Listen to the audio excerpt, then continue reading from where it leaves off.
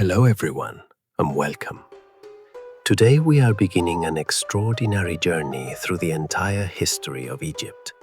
A story of pharaohs and conquerors, gods and rebels, pyramids and forgotten cities, royal families and ordinary people. It is a story that begins thousands of years before Rome existed, before the first Greek temples were built, and before most of the modern world had even begun to take shape.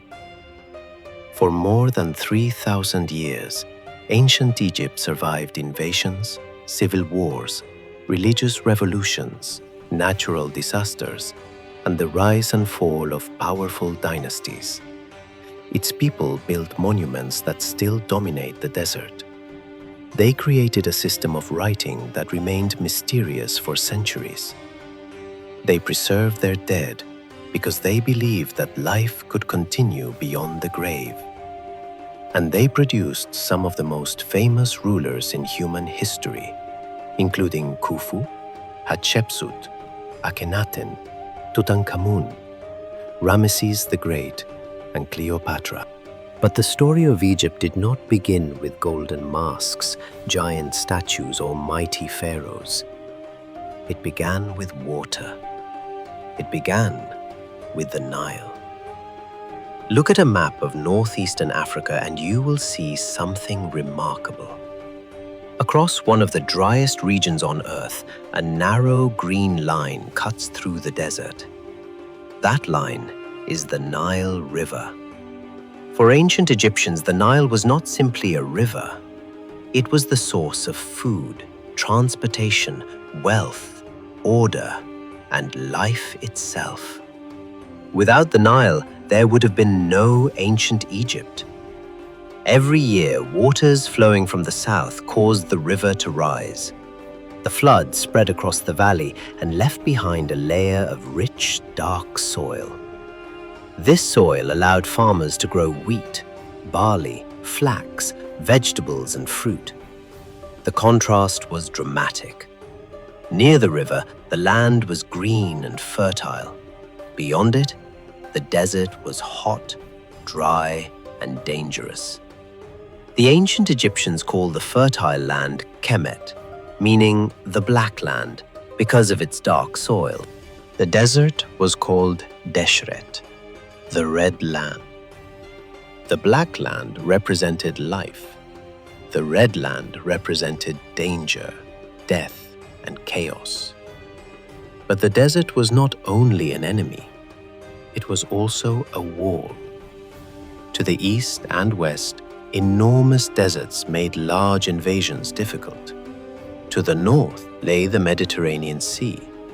To the south, rocky cataracts interrupted travel along the Nile.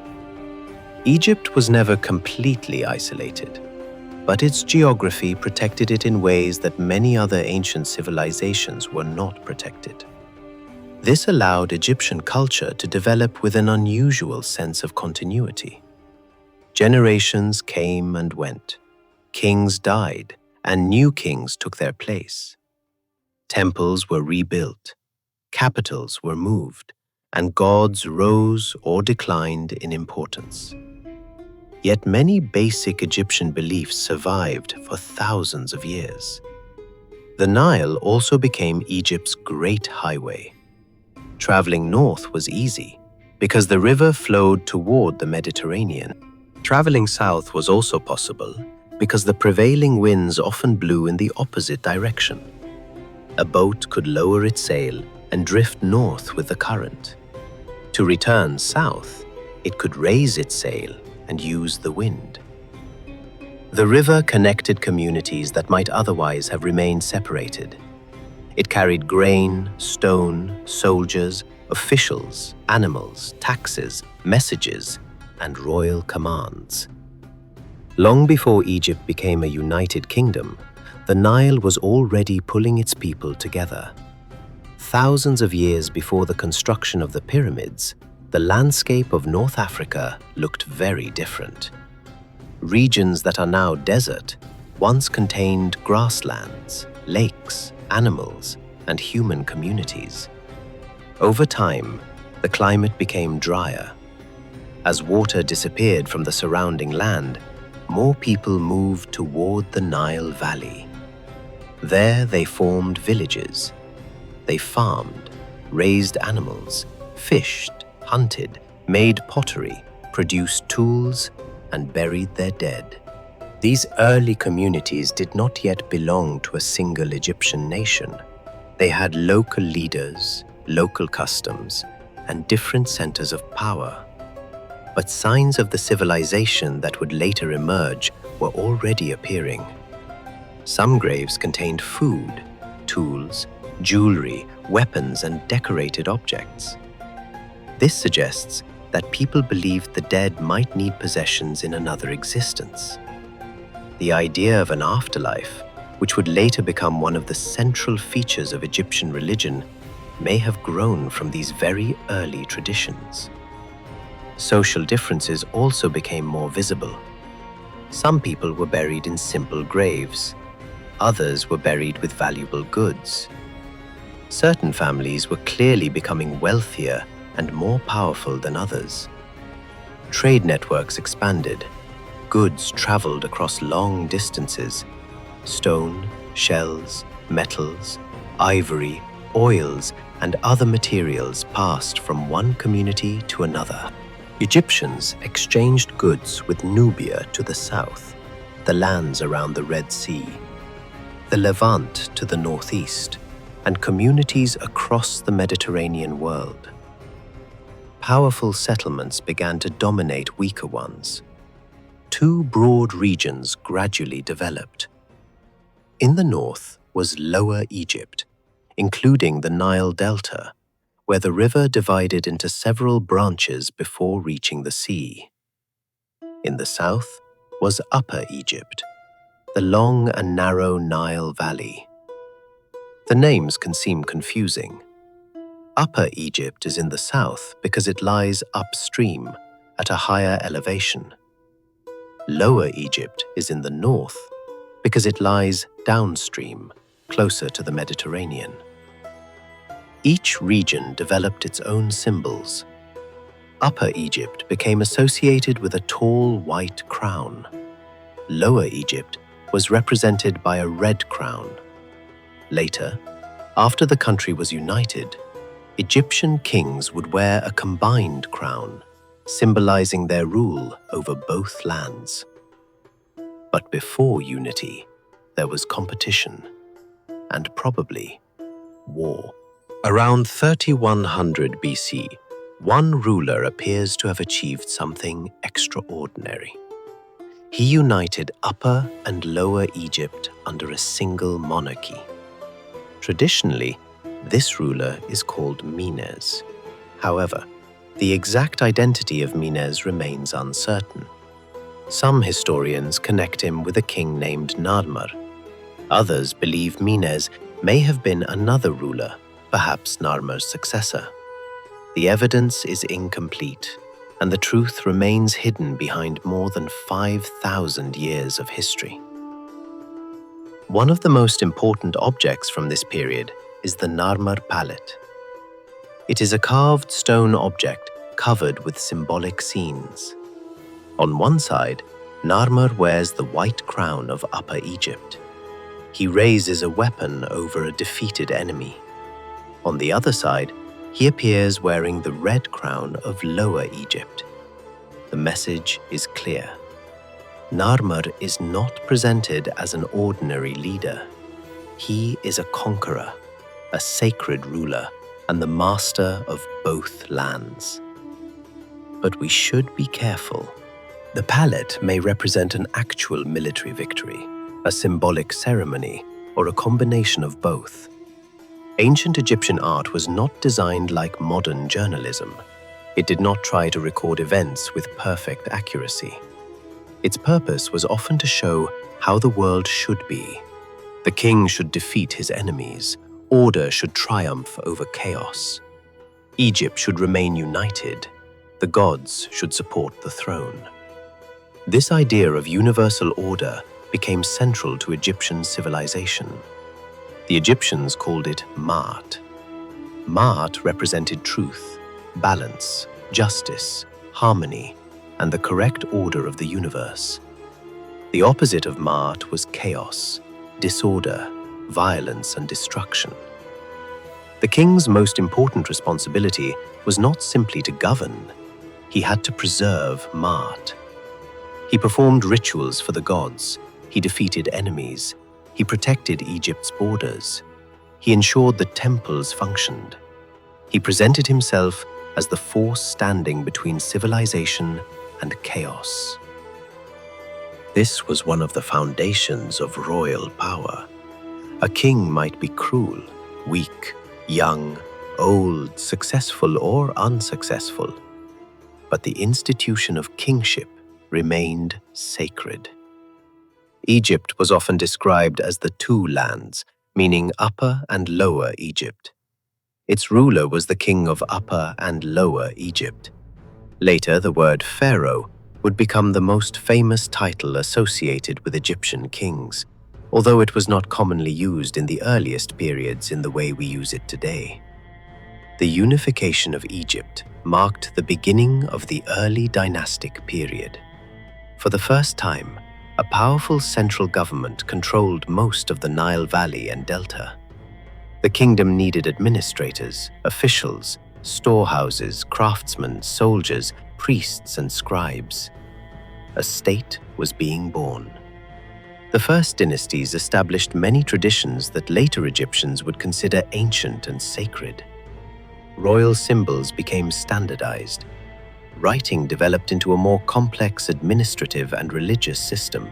Officials recorded goods, land, labor, taxes, and offerings. The king's name was placed inside a special rectangular design called a serek, often connected with the falcon god Horus. Horus was one of the most important divine protectors of kingship. The living king was closely associated with Horus. After death, the king became connected with Osiris, the god of the dead and rebirth. The next king then took the role of the living Horus. This created a powerful cycle. The king died, but kingship did not die. The ruler's body could fail, but the sacred office continued. The dead king joined the divine world. The new king restored order. Egyptian royal religion turned political succession into a cosmic event. This did not mean that every succession was peaceful. Royal families could be dangerous places. Brothers, sons, wives, officials, and rival branches of the family may all have competed for influence. Unfortunately, the surviving evidence from the earliest dynasties is fragmentary. Names appear on labels, seals, tombs, vessels, and monuments, but many events remain uncertain. We can see the shadows of political conflict, but not always the people who caused it. Some of the earliest kings were buried at Abydos in Upper Egypt. Their tombs were larger and more complex than ordinary graves. They contained storage rooms and valuable goods. Food, furniture, tools, vessels, and other objects were provided for the ruler's continued existence after death. The Egyptians did not see death as a simple ending. Death was a dangerous transformation. The body had to be protected.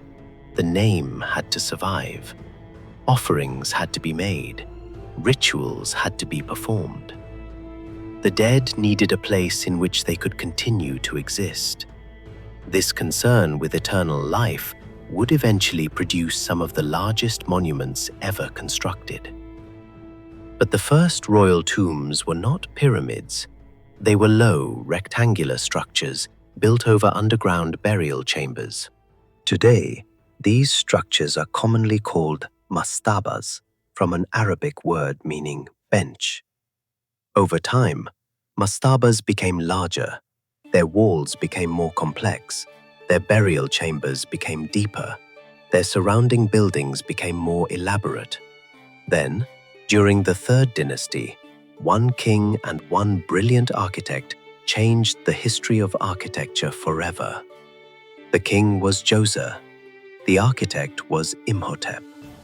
Djoser ruled during the Third Dynasty, near the beginning of the Old Kingdom. Very little is known with certainty about his personality, but his burial complex at Saqqara reveals the scale of his ambition. Before Djoser, Egyptian kings were buried beneath mastabas. Imhotep imagined something different. He began with a mastaba built from stone. Then the design expanded. Additional levels were placed above the first structure. The building rose higher and higher until it became a 6-level step pyramid. For the first time, a royal tomb reached upward like a gigantic staircase. It may have symbolized the king's ascent to the heavens. It may have represented the primeval mound from Egyptian creation stories. It may have had several meanings at the same time. Whatever its precise symbolism, the result was revolutionary. The step pyramid was not simply an enormous tomb.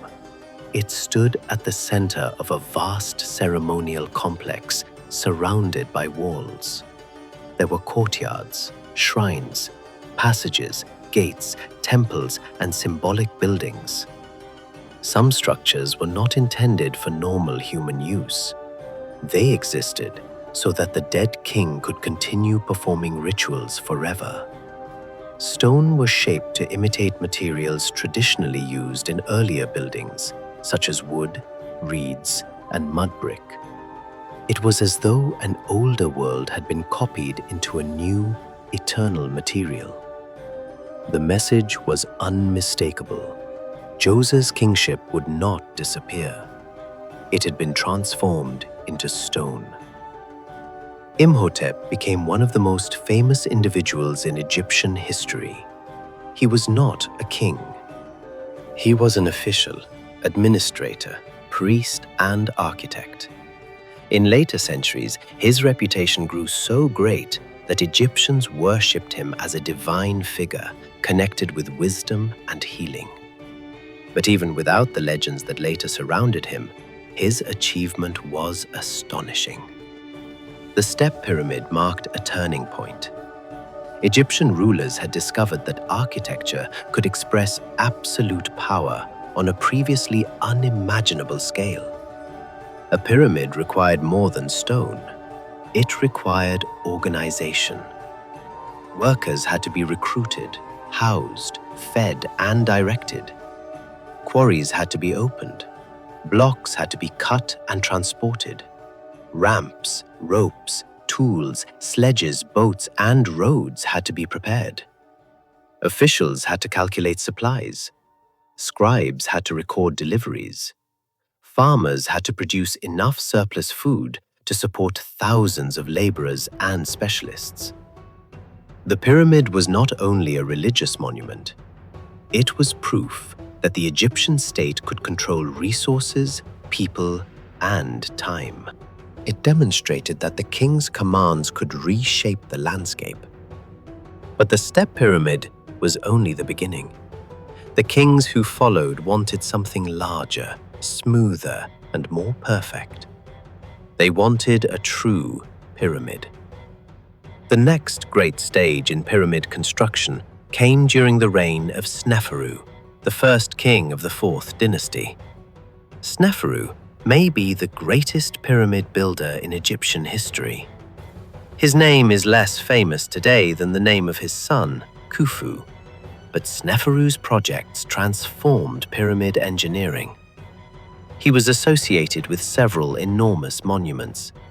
At Meidum, a stepped structure was converted or expanded toward the form of a true pyramid. Much of its outer material later collapsed, leaving a strange tower-like core. At Dashur, builders created the monument now known as the Bent Pyramid. Its lower section rises at a steep angle. Partway up, the angle changes, giving the pyramid its unusual shape. Why did the builders change the design? Perhaps cracks or instability appeared during construction. Perhaps engineers realized that continuing at the original angle would place too much pressure on the structure. Whatever happened, the bent pyramid looks like an experiment frozen in stone. It shows Egyptian builders solving enormous engineering problems in real time. Near it stands the Red Pyramid. Its sides rise at a gentler, consistent angle. It is generally considered the first successfully completed true pyramid. The Step Pyramid had climbed upward in visible levels. The Red Pyramid formed a smooth geometric shape. The age of the giant pyramids had arrived. Sneferu's reign also reveals the wider power of the Egyptian state. Royal expeditions traveled beyond the Nile Valley.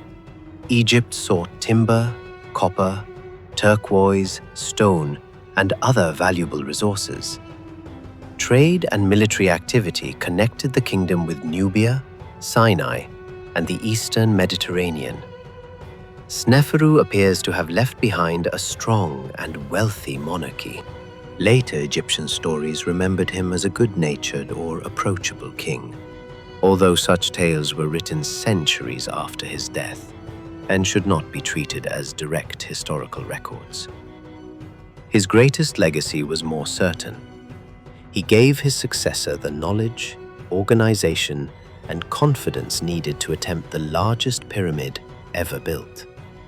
That successor was Khufu. Khufu is one of the most famous kings in human history, yet we know surprisingly little about the man himself. A very small statue is one of the few surviving images that can be confidently connected with him. It is almost strange. The king who ordered the construction of the largest pyramid in Egypt survives in the form of a tiny figure. Later traditions sometimes described Khufu as a harsh ruler, but those stories were recorded long after his reign, and their historical reliability is uncertain. His monument, however, speaks with a voice of its own. The Great Pyramid was built on the Giza Plateau, near the ancient capital region of Memphis. When completed, it rose to approximately 146 meters, or 481 feet. For thousands of years, it remained the tallest human-made structure in the world. Its base covered an enormous area. Its sides were carefully aligned with the cardinal directions. Its exterior was originally covered with fine white limestone casing stones. Under the Egyptian sun, the pyramid would have appeared smooth and brilliant, shining above the desert. Today, most of that outer casing is gone. Much of it was removed in later periods and reused in other construction. What we see now is the inner body of the monument. But even in its damaged state, the Great Pyramid remains overwhelming. How was it built? That question has inspired serious research, creative theories, and countless fantasies. There is no evidence that aliens built the pyramids. There is no need for a lost super civilization to explain them. The builders were human beings. They possessed knowledge, skill, experience, organization, and an extraordinary ability to mobilize labor.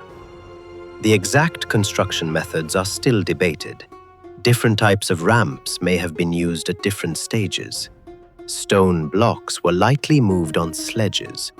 Water may have been used to reduce friction on sand. Boats transported materials along the Nile and artificial waterways. Teams of workers hauled, shaped, positioned, and finished the blocks. The pyramid was not built by a mysterious force. It was built through human effort on a massive scale. For a long time, popular culture described the builders as enslaved people working under constant violence. The reality appears more complex. Egypt certainly used forced labor in different periods, and ancient work was not easy or equal. However, archaeological evidence from Giza points to organized communities of laborers, craftsmen, specialists, administrators, and support workers. They received food, shelter, and medical care. Some workers may have served temporarily as part of a national labor obligation, especially during seasons when agricultural work was limited. Others were skilled professionals, permanently connected with royal projects. Worker teams even had names that expressed pride and loyalty. These people were not anonymous machines. They formed communities. They ate bread, fish, meat, vegetables, and other foods. They suffered injuries. They argued. They cooperated. They left marks on stones. They lived and died in the shadow of the monument they were creating. Inside the Great Pyramid are passages and chambers. The so-called King's Chamber contains a granite sarcophagus. Above it are spaces designed to reduce the pressure of the enormous weight overhead. The Grand Gallery rises through the interior with astonishing precision. A separate chamber, often called the Queen's Chamber, was not necessarily used for a queen. The exact religious meaning of the internal plan is still debated. The Great Pyramid was also only one part of a larger complex. There were temples, causeways, smaller pyramids, boat pits, cemeteries, and tombs for members of the royal family and elite officials. The pyramid was not an isolated object. It was the center of a sacred landscape. The dead king needed priests. He needed offerings. He needed rituals. He needed an economic institution capable of maintaining his cult long after his death. Land, labor, livestock, and goods could be assigned to support the royal funerary system. Death itself became connected with administration. Eternity required careful accounting. After Khufu came a complicated royal succession. One of his successors, Djedefre, built his pyramid away from the main Giza group at Abu Rawash. Then Khafre returned to Giza. Khafre's pyramid is slightly smaller than the Great Pyramid, but it often appears taller because it stands on higher ground. Near its summit, some of the original smooth casing stones still survive. The pyramid formed part of an impressive complex, including a valley temple and a long causeway. Khafre is also commonly associated with the Great Sphinx. The Sphinx has the body of a lion and the head of a king. It faces east toward the rising sun. Carved from the natural limestone of the plateau, it became one of the most recognizable monuments in the world. Its exact meaning is still discussed. It may have represented royal power combined with solar symbolism. The lion's body expressed strength. The human head represented intelligence and kingship. Together, they formed a guardian of the sacred landscape. The Sphinx has been damaged by erosion, time, human activity, and repeated restoration. Its missing nose has inspired many legends. Contrary to a popular story, Napoleon's soldiers did not shoot it off. Images made before Napoleon's arrival already show the nose missing. The true story of its destruction remains uncertain. Khafre was followed eventually by Menkaure, who built the third major pyramid at Giza. Menkaure's pyramid was much smaller than those of Khufu and Khafre.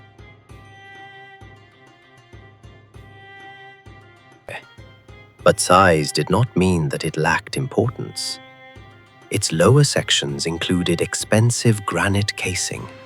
Its temples contained remarkable statues. Some show Menkaure standing beside gods or goddesses, presenting the king as youthful. powerful, and eternally alive. Together, the three main pyramids transformed Giza into a monumental city of the dead. But Giza was also full of life.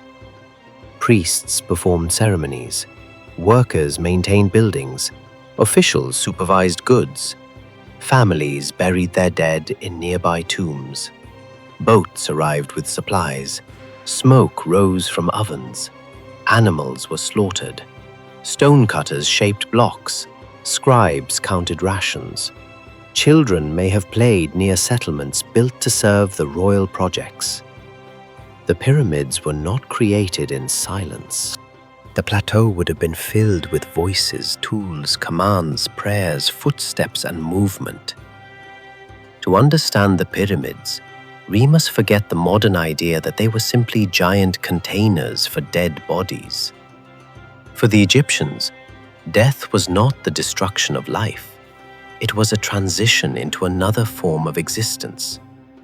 A human being was understood to have several spiritual aspects. The body had to be preserved because identity remained connected with it. The name had to survive because erasing a person's name could threaten their continued existence. Images and statues could provide alternative places for the spirit to live. Food offerings sustained the dead. Rituals activated the tomb. The king's destiny was especially important. He was expected to join the gods. He might rise to the stars. He might travel with the sun god. He might become one with Osiris. Different religious ideas existed together and developed over time. Egyptian religion was not a single simple system with one unchanging explanation. It was a vast collection of local traditions, royal rituals, myths, symbols, and beliefs. The pyramid connected the earth with the sky. Its shape may have represented sunlight spreading downward from the sun. It may also have recalled the first mound of land that emerged from the waters of chaos at the beginning of creation. It was a tomb, a symbol, a temple, and a machine for eternal transformation. But it was also political. Every block communicated the power of the state. Every ceremony reinforced the sacred status of the king. Every official buried near the pyramid showed his closeness to royal authority. The pyramids were built for eternity, but they were also built for the present. They told every visitor that Egypt was ordered, wealthy, united, and protected by the gods. At least, that was the image the kings wanted the world to see, because beneath the appearance of perfect order, the kingdom was already changing. After the enormous pyramid projects of the 4th dynasty, later kings generally built smaller pyramids. This did not necessarily mean that Egypt suddenly became poor. Religious and political priorities were changing. During the 5th dynasty, the cult of the sun god Ra became especially important. Kings built sun temples. Royal names increasingly reflected devotion to Ra. The king was not only a divine ruler, he was also presented as the son of Ra. At the same time, powerful officials gained greater status. Egypt had become too complex to be governed by the king alone. Viziers, governors, priests, scribes, and local administrators controlled large amounts of land and resources. Some positions became hereditary. Powerful families established deep roots in the provinces. Their tombs became larger. Their inscriptions became more detailed. Their confidence increased. This produced a slow but important change. During the height of centralized royal power, the king stood far above everyone else. But as provincial elites became stronger, royal authority had to compete with local influence. The state still looked powerful. Temples continued to receive wealth. Officials continued to serve the crown. Trade and expeditions continued. But the political structure was becoming less balanced. The very system that had helped Egypt function was creating alternative centers of power. Then, during the 6th dynasty, one king ruled for an extraordinarily long time. His name was Pepi II. According to later traditions, he may have come to the throne as a child and ruled for many decades. The exact length of his reign remains debated, but it was long enough to create serious problems. A long reign could provide stability, but it could also create uncertainty. Heirs could die before the king. Officials could build independent networks. Local governors could become nearly autonomous. The court could grow old around an aging ruler. When succession finally came, the monarchy may have been unable to control the forces that had developed across the country. Environmental pressures may also have contributed. Periods of low Nile flooding could reduce harvests.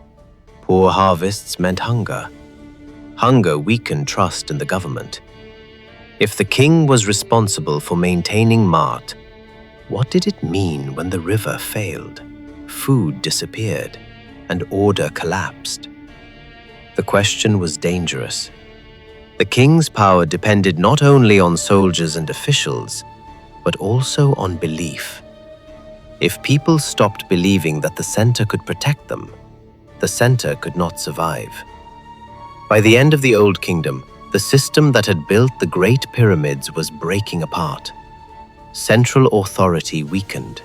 Provincial rulers became more independent. Different regions competed for power. Royal resources declined. The country fragmented. Later Egyptians remembered this period as an age of disorder. Whether the collapse was sudden or gradual probably depended on where a person lived. For a court official near the royal capital, the change may have felt catastrophic. For a provincial governor, it may have looked like an opportunity. For a farmer, the most important questions were simpler. Would the Nile rise? Would the fields produce grain? Would officials take too much? Would armed men arrive? Would the family survive another year? The age of the giant pyramid builders was over. The monuments remained, shining above the desert, but the political world that created them had disappeared. Egypt entered what historians call the First Intermediate Period. For generations, no single ruler controlled the entire country. Local dynasties rose. Cities competed. Regional leaders claimed royal titles. The sacred unity of the two lands had been broken. And yet Egypt did not vanish. Its language survived. Its gods survived. Its temples survived. Its memory of unity survived. In the south, a new family of rulers was growing stronger. They ruled from a city that would one day become one of the greatest religious capitals of the ancient world. That city was Thebes. Its kings were determined to reunite Egypt. But to do so, they would have to defeat their rivals, restore the authority of the throne, and convince the people that order could rise again from chaos. The first great age of Egypt had ended. The pyramids had been built. The god-kings had claimed eternity. But the struggle for Egypt was only beginning.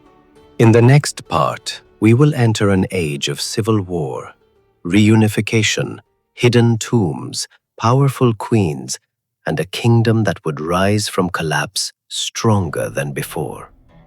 We will witness the birth of the Middle Kingdom, the arrival of foreign rulers known as the Hyksos, and the violent wars that transformed Egypt into an empire.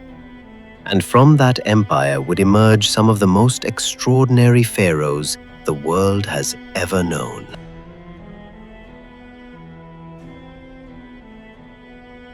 The Great Pyramids still stood above the desert, but the world that had created them was breaking apart. For generations, Egypt had been held together by the image of a divine king, a ruler who protected order, controlled the wealth of the land, and stood between the people and chaos. Now that image was weakening. The central government could no longer command the entire country. Local governors became powerful in their own regions. Some controlled armies, collected taxes, built tombs, and passed their offices to their sons. The Nile Valley was no longer ruled by one unquestioned center. It was divided among competing families, cities, and ambitions. Later Egyptian writers described this age as a nightmare.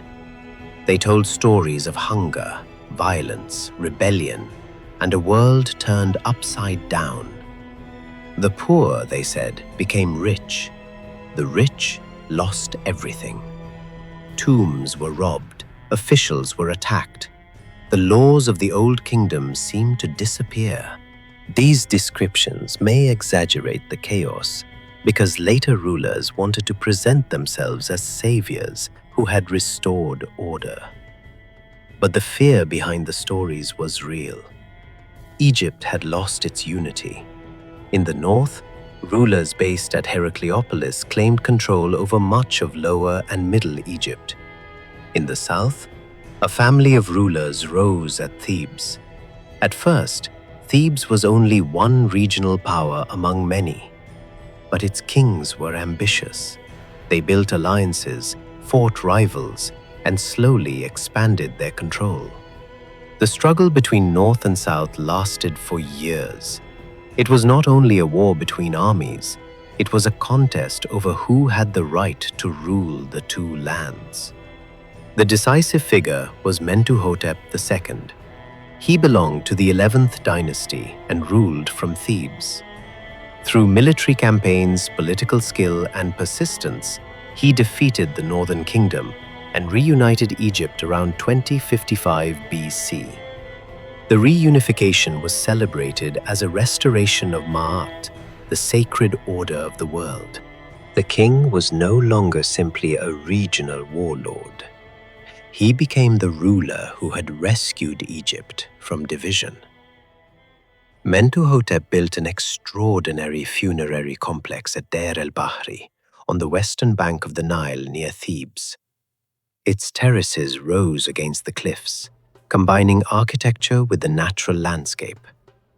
Centuries later, another ruler would build one of Egypt's most famous temples beside it.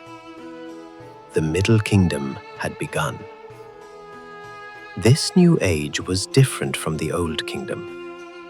The pharaoh was still sacred, but kingship was presented in a more human and demanding way. The ruler was not only a distant god, he was a shepherd who had to watch over his people, defend the borders, control officials, and prevent the return of chaos. Royal statues from the Middle Kingdom often show serious, tired faces. The eyes are heavy, the mouth is firm. The expression suggests responsibility rather than effortless perfection. Whether these portraits truly show the physical appearance of the kings is uncertain, but they reveal how rulers wanted to be understood. Power had survived, yet it now carried the memory of collapse. The Middle Kingdom reached its greatest strength under the 12th dynasty. Its founder, Amenemhat I, probably rose from outside the direct royal family. He may have served as a powerful official before taking the throne. His rise shows that Egyptian kingship, despite all its sacred traditions, could still be won through politics, military support, and opportunity. Amenemhat moved the royal center northward to a new capital, probably near the entrance to the Fayum. From there, he could watch both Upper and Lower Egypt. He strengthened administration, reorganized the provinces, and protected the borders. But his reign ended violently.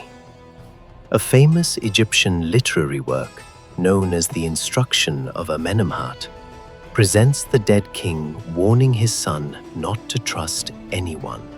In the story, Amenemhat describes how he was attacked by members of his own household while resting. The text may reflect a real assassination. If so, the ruler who reunited the machinery of the state learned a final and brutal lesson. The greatest danger to a king could come from the palace itself.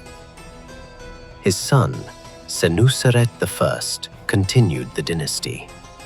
The kings of the 12th dynasty developed a system in which a ruler may have shared power with his chosen heir before death.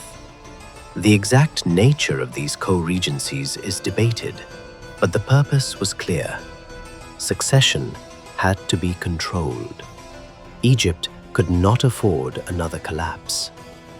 The kings built temples, sent expeditions to quarries and mines, expanded trade, and strengthened Egypt's southern frontier. Nubia, the land south of Egypt, was both a rival and a source of enormous wealth. It provided gold, ivory, ebony, animal products, and access to trade routes leading deeper into Africa. Egyptian kings built fortresses along the Nile to control movement and protect their influence. These fortresses were not simple walls. They were military bases, customs stations, administrative centers, and symbols of royal authority. One of the strongest rulers of the Middle Kingdom was Senusret III. His military campaigns in Nubia pushed Egyptian power farther south. His statues are unforgettable. The king's ears are large, his eyes seem exhausted, and deep lines mark his face. He appears alert, burdened, almost suspicious. This was not the smooth, youthful perfection seen in many earlier royal images. It was the face of a ruler who wanted to be seen as a man carrying the weight of a kingdom. Senusret III also reduced the power of some local governors. The state was becoming more centralized again. Royal control tightened. Officials depended more directly on the crown. Egyptian power reached beyond its traditional borders. Trade and diplomacy connected the kingdom with the Levant, the Red Sea, and distant lands. At home, large irrigation and agricultural projects developed the Fayum region. The Middle Kingdom was not only an age of kings and armies, it was also one of the great periods of Egyptian literature. Stories, teachings, hymns, and reflections on life were copied by scribes for centuries. One famous tale tells of Sinuhe, an official who flees Egypt after hearing of a king's death. He travels into foreign lands, gains wealth and honor, and becomes a respected leader. Yet, he never forgets Egypt. In old age, he longs to return, to be buried according to Egyptian customs, and to stand once more beneath the authority of the pharaoh.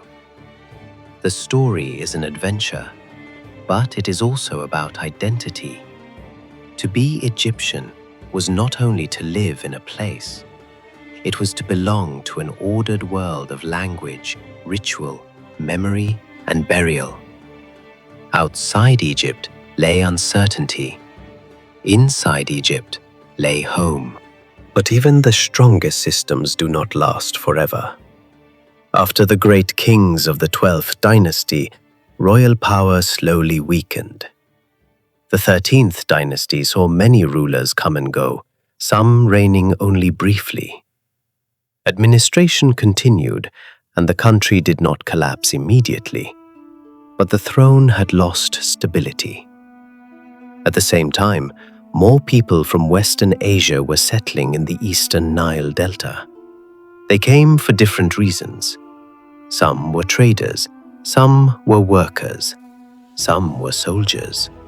Some may have been refugees escaping hardship elsewhere. Egypt had always been connected to neighboring regions, and foreign communities were not new. But now the political balance began to change. A city called Avaris grew into a powerful center in the delta. Its population included people with cultural ties to the Levant. They brought their own traditions, weapons, architecture, and gods. Eventually, a group of foreign rulers took control of northern Egypt. The Egyptians later called them the Hyksos, a term derived from words meaning rulers of foreign lands. Popular stories often imagine a sudden invasion by a massive army. The reality may have been more gradual. Foreign communities settled in the delta. Local power shifted. The central government weakened. Then new rulers took the throne. The Hyksos formed the 15th dynasty and ruled from Avaris. They adopted many Egyptian customs. They used Egyptian royal titles. They worshipped Egyptian gods, especially Seth, whom they connected with their own storm deity. They did not destroy Egyptian civilization. They became part of its political world.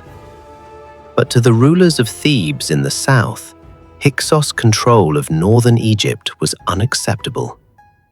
Once again, the two lands were divided, and once again, Thebes became the center of resistance.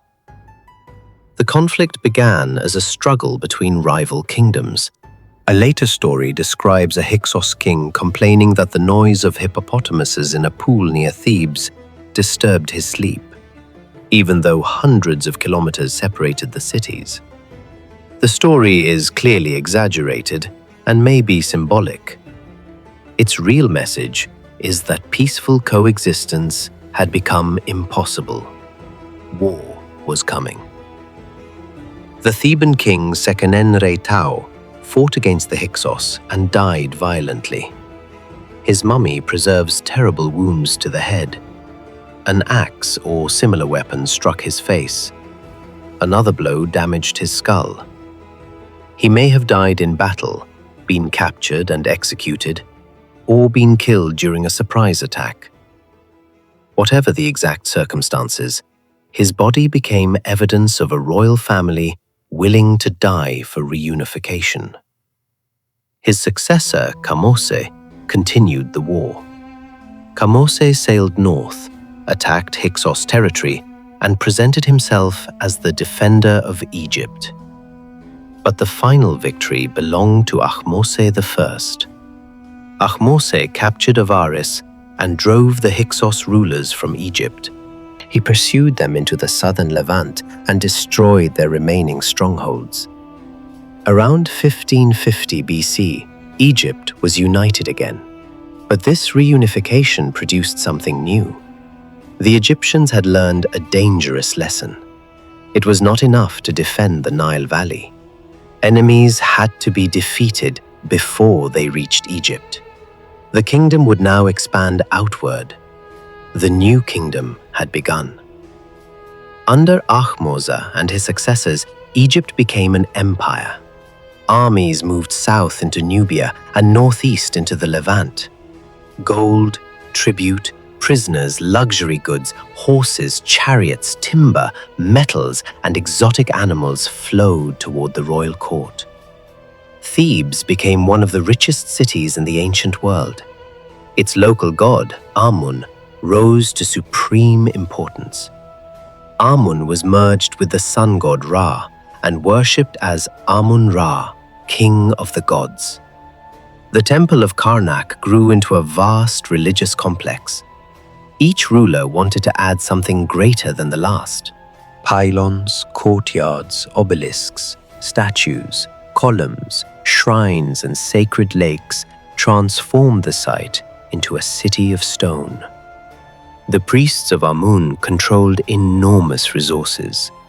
Temples owned land, animals, workshops, ships, and storehouses. Religion and government were deeply connected. The gods received offerings, but those offerings also supported thousands of priests, workers, administrators, farmers, and craftsmen. The wealth of the empire passed through sacred institutions.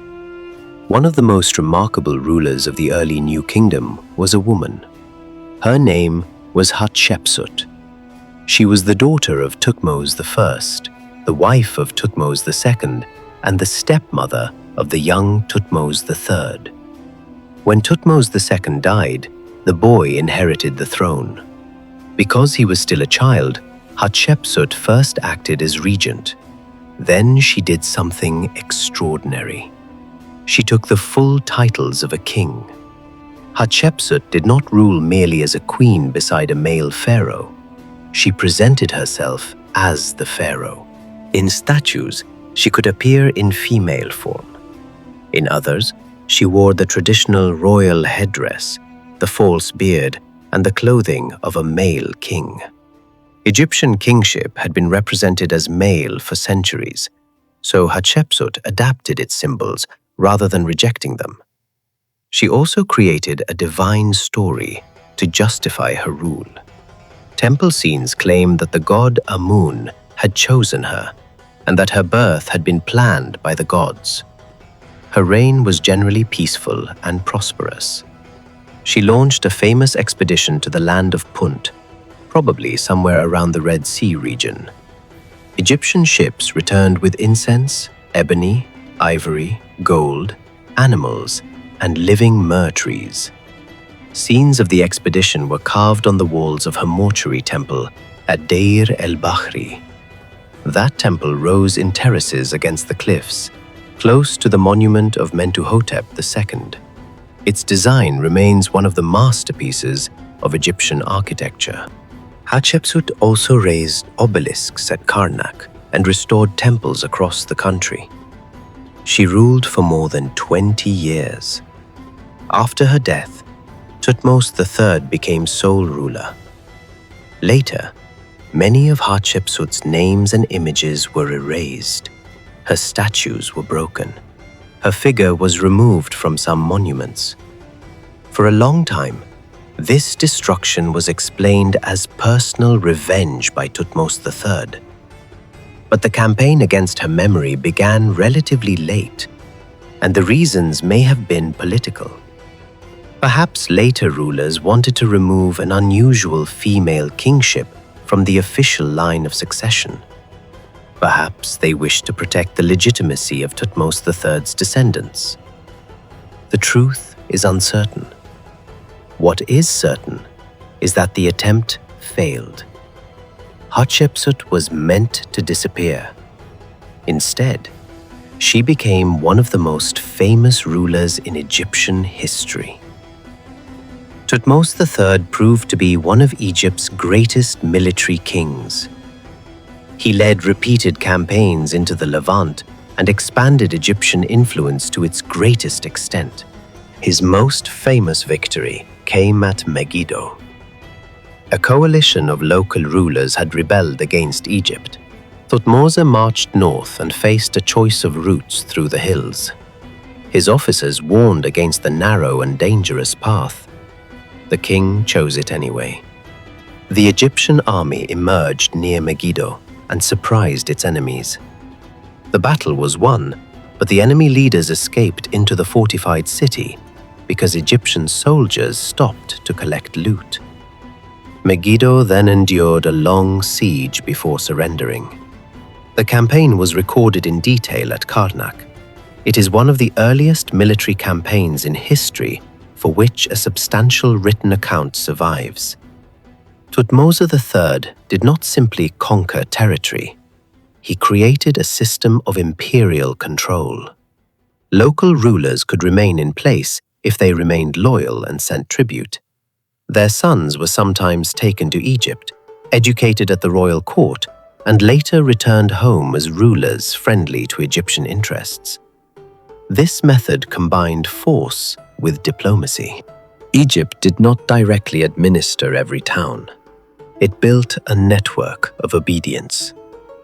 The empire brought immense wealth. Gold from Nubia was especially important. Egyptian officials supervised mines, trade routes, and local rulers. Nubian princes were absorbed into Egyptian culture. Temples to Egyptian gods were built in the south. At the same time, Nubian soldiers and traditions influenced Egypt. Empire changed both the conqueror and the conquered. Egypt was no longer protected behind its deserts. It had become part of an international world. The great powers of the Late Bronze Age included Egypt, Mitanni, Babylonia, Assyria, and the Hittite kingdom. Their rulers exchanged letters, gifts, and royal daughters. They addressed one another as brothers. They negotiated marriages and complained when the gifts they received were not valuable enough. Gold, silver, lapis lazuli, horses, chariots, textiles, and precious objects moved between courts. This diplomacy survives in the Amarna letters, clay tablets written mainly in Akkadian, the international language of the age. The letters reveal a world of pride, suspicion, and constant bargaining. Foreign kings asked Egypt for gold, saying that in Egypt, gold was as common as dust. Egyptian kings sent wealth, but rarely sent royal daughters abroad. The pharaoh could marry foreign princesses, but Egyptian princesses were not given to foreign rulers. Egypt saw itself as the center of the world. During the reign of Amenhotep III, the empire reached a peak of wealth and prestige. Amenhotep built on an enormous scale. He created temples, palaces, statues, and monuments across Egypt and Nubia. The two giant-seated figures known today as the Colossi of Memnon once guarded the entrance to his mortuary temple. That temple was one of the largest ever built in Egypt, although floods, earthquakes, stone removal, and time left little standing. Amenhotep III celebrated royal festivals that renewed his divine power. He presented himself not only as the son of the gods, but increasingly as a divine being on earth. His queen, Ti, was one of the most influential royal women in Egyptian history. She appeared prominently beside the king and participated in diplomacy. Their court was wealthy, sophisticated, and international. But beneath the splendor, a religious transformation was beginning. Amenhotep III's son came to the throne as Amenhotep IV. At first, he followed tradition. Then he began to raise one divine power above all others. This power was the Aten, represented as the visible disk of the sun, whose rays ended in hands. The king changed his name to Akhenaten, meaning effective for the Aten. He abandoned Thebes and founded a new capital in the desert. The city was called Akhet Aten, the horizon of the Aten. Today, the site is known as Amarna. Akhenaten claimed that the Aten had chosen this untouched place. Boundary stones marked the sacred territory.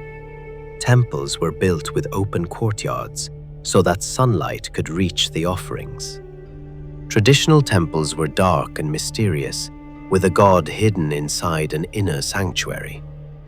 The Aten's temples were open to the sky. Akhenaten's religious revolution went far beyond building a new city. The names and images of Amun were attacked. Traditional gods lost royal support. The old priesthoods were weakened. The king and his family became the central link between humanity and the Aten. Ordinary people did not approach the god directly. They approached the royal family, and the royal family received the sun's life-giving rays. Art also changed. Akhenaten was shown with a long face, narrow eyes, full lips, a rounded belly, wide hips, and an elongated body. His queen, Nefertiti, appeared beside him with unusual prominence. Scenes showed the royal couple playing with their daughters, kissing them, holding them, and mourning them. These images feel intimate, in a way rarely seen in earlier royal art. Scholars have debated whether Akhenaten's unusual body represents disease, symbolism, artistic style, or a combination of factors. There is no final answer. Nefertiti became one of the most recognizable women of the ancient world because of a painted bust discovered at Amarna. But her political role remains mysterious. She may have ruled beside Akhenaten with exceptional authority. Some scholars believe she may even have become a pharaoh under another name near the end of the reign. The evidence is incomplete. The Amarna period is filled with broken names, uncertain identities, and royal figures who appear and disappear. While Akhenaten focused on religious transformation, Egypt's international position weakened. Letters from vassal rulers in the Levant begged for military assistance. They complained of enemies, rebellion, and betrayal. It is possible that Akhenaten did respond in some cases, but the image that survives is one of a court absorbed in its own revolution, while the empire became less stable. Then the royal family was struck by death. Several princesses died. Nefertiti disappeared from clear view. Akhenaten died after about 17 years on the throne. His religious system had depended heavily on his own authority. Without him, it quickly collapsed. After one or two shadowy rulers, a boy became king. His original name was Tutankhaten, the living image of the Aten. Soon, his name was changed to Tutankhamun, the living image of Amun. The old gods returned. The court left Amarna. The temples of Amun were restored. Official inscriptions declared that the land had been in chaos because the gods had been neglected. Tutankhamun was probably around 8 or 9 years old when he became king. Powerful officials guided the government. Among them were I and the general Horemheb. Tutankhamun married Ankhesenamun, a daughter of Akhenaten and Nefertiti. The young king ruled for roughly a decade and died at about 19. The cause of his death remains debated. His body shows health problems, and modern studies have suggested malaria and genetic disorders may have contributed. But no single explanation is certain. His death created a crisis. He left no surviving heir. A remarkable letter, apparently sent by an Egyptian queen to the Hittite king, begged him to send one of his sons to become her husband. She wrote that she had no son and did not want to marry a servant. The Hittite king was suspicious, but eventually sent a prince. The prince was murdered before reaching Egypt. Who killed him remains unknown. The event could have changed Egyptian history. Instead, it deepened the mystery surrounding the end of the dynasty. Tutankhamun was buried in a relatively small tomb in the Valley of the Kings. Because he died young and unexpectedly, the burial was prepared quickly. Many objects may have been adapted from earlier royal funerary equipment. His tomb was later hidden beneath debris and forgotten. That accident preserved it. In 1922, archaeologist Howard Carter discovered the entrance. Inside were golden shrines, chariots, furniture, statues, weapons, clothing, jewelry, food, and the famous gold mask. Tutankhamun became the most famous pharaoh in the modern world, not because he had been the greatest ruler, but because his tomb survived when so many others had been robbed. The treasures revealed the extraordinary skill of Egyptian craftsmen. They also revealed the fragile humanity behind kingship. The Golden King had died as a teenager. His sandals were still placed among his possessions. Walking sticks were buried beside him. Small coffins held the remains of 2 stillborn daughters. The tomb was magnificent, but it was also tragic. After Tutankhamun, I briefly took the throne. Then Horemheb became king. Horemheb had no royal blood, but he had military power and administrative experience. He presented himself as the ruler who restored order after the Amarna disaster. He removed the names of Akhenaten and his immediate successors from official king lists. He reused their monuments. He tried to erase the revolution from history. Horemheb chose a military officer as his successor. That man became Ramses I, founder of the 19th dynasty. His family came from the Eastern Delta, a region close to Egypt's old roots into Asia.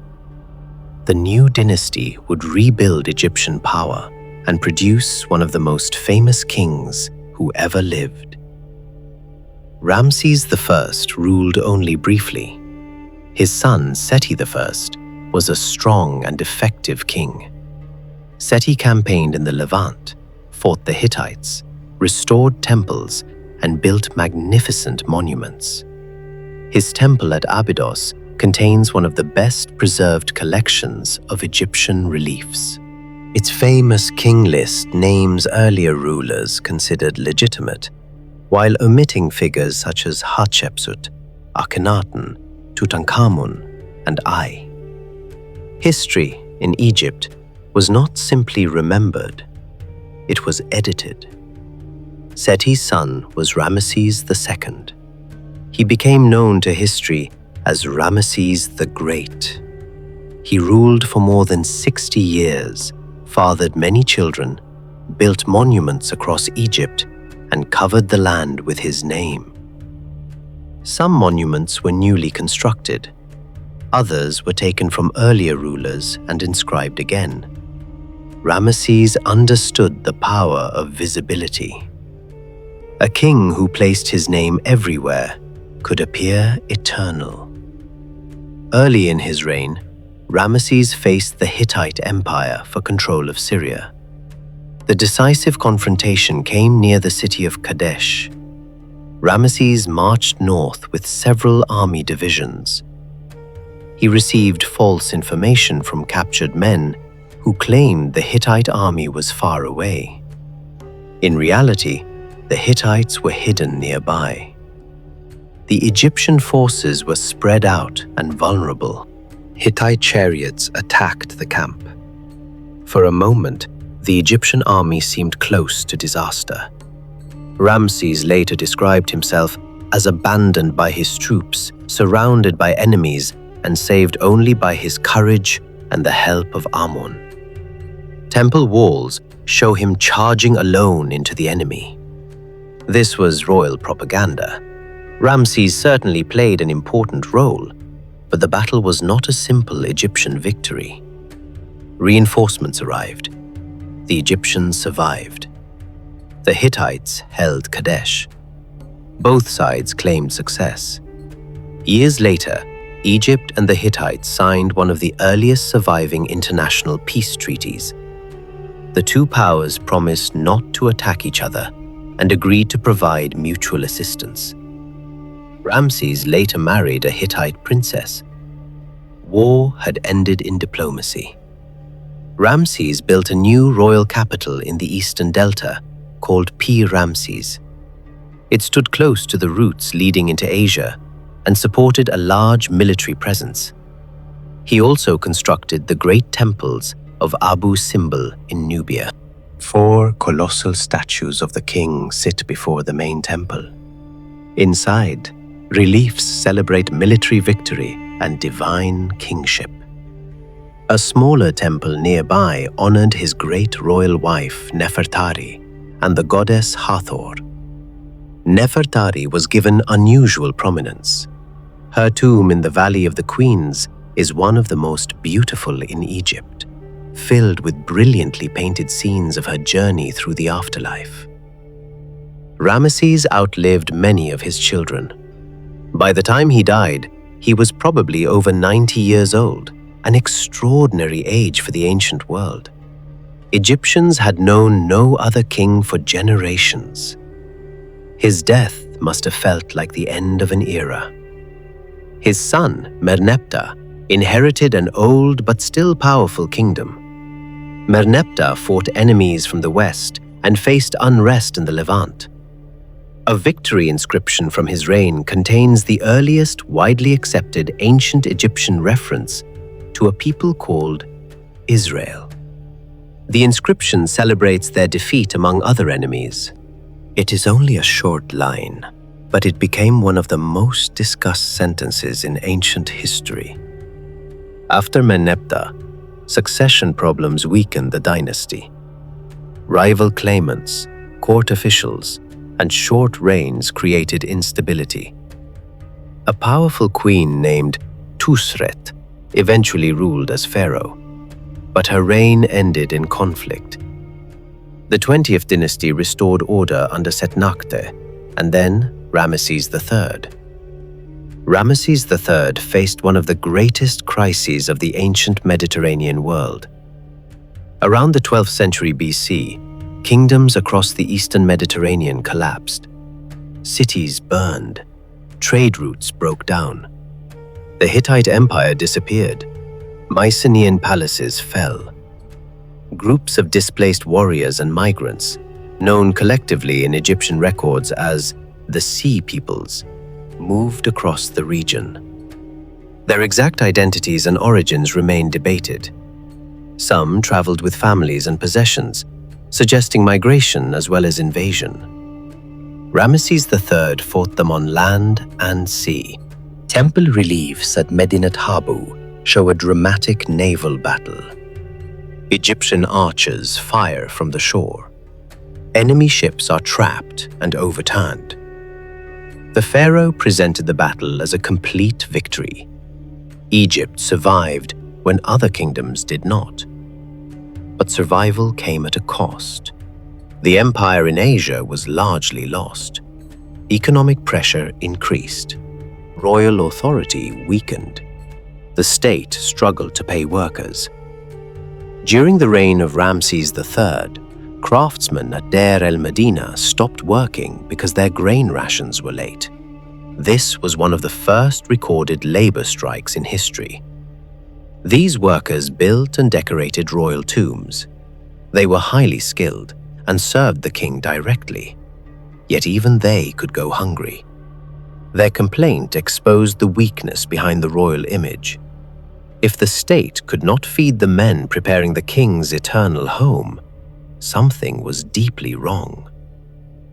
Ramses III also faced conspiracy inside the palace. One of his wives, Ti, wanted her son to take the throne. A group of officials, servants, and women of the royal household joined the plot. Ancient records describe trials and punishments. Modern examination of Ramesses III's mummy revealed a deep wound across his throat. The conspiracy appears to have succeeded in killing the king, even though the plotters failed to control the succession. His intended heir became Ramesses IV. After Ramesses III, the kings grew weaker. Several rulers named Ramesses followed, but none restored the old power. The priests of Amun became increasingly influential. Tomb robbery spread in the Valley of the Kings. Officials investigated stolen coffins, broken mummies, and missing gold. Some thieves confessed under interrogation. Others were protected by corrupt authorities. Royal burials that had been designed for eternity were opened within a few generations. Priests eventually moved many royal mummies into hidden caches to protect them. Kings who had once ruled an empire were wrapped again, carried through the night, and concealed in secret chambers. By the end of the New Kingdom, Egypt was divided once more. In the north, rulers governed from the delta. In the south, the high priests of Amun controlled Thebes. The pharaoh remained a sacred figure, but real power was shared and contested. Egypt had survived the Hyksos, built an empire, challenged the great powers of Asia, worshipped a single solar god under Akhenaten, restored the old religion, and filled the land with the monuments of Ramesses. Now the empire was gone. Gold was harder to obtain. Foreign territories had been lost. Royal tombs were being robbed. The age of Egypt's greatest conquerors had ended.